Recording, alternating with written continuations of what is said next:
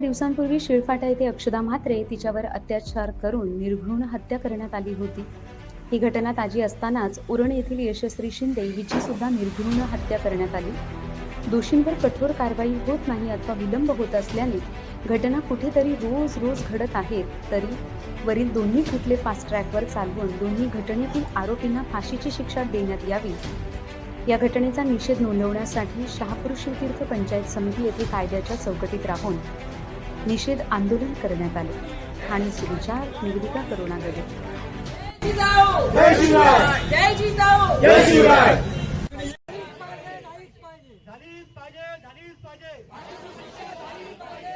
फाशी झालीच पाहिजे.